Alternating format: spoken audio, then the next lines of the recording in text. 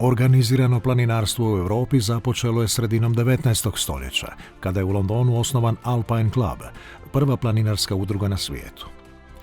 U narednim godinama osnivani su planinarski klubovi u Austriji, Švicarskoj, Italiji, Njemačkoj.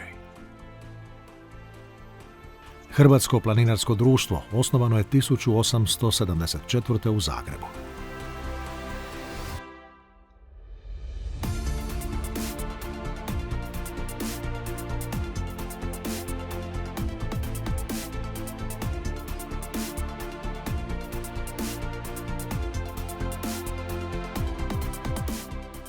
Osnivanje HPD-a potaknuo je profesor Johannes Frischauff iz Graca, koji se 1874.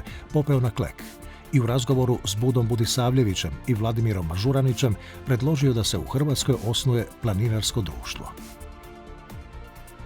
Budisavljević je ideju prenio Đuri Pilaru u Zagrebu, a on je već u jesen 1874. okupio zainteresirane građane na osnivački sastanak.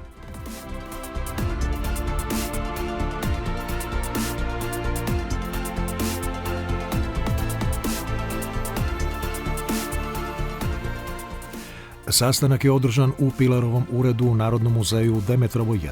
Bilo je to točno prije 150 godina, 15. listopada 1874.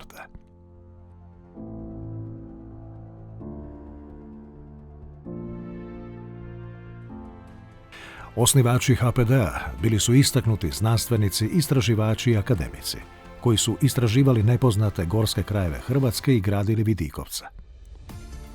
Ubrzo nakon osnivanja HPD-a članovi su počeli graditi i uređivati planinarske kuće, graditi i obilježavati planinarske putove.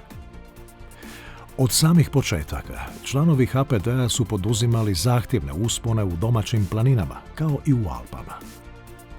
Hrvatsko planinarsko društvo imalo je od samog početka karakter nacionalne planinarske udruge. Rad su u početku vodili povjerenici u svim krajevima Hrvatske, a od 1898. su se u brojnim hrvatskim gradovima i mjestima počele osnivati podružnice. Godine 1898. počeo izlaziti časopis Hrvatski planinar.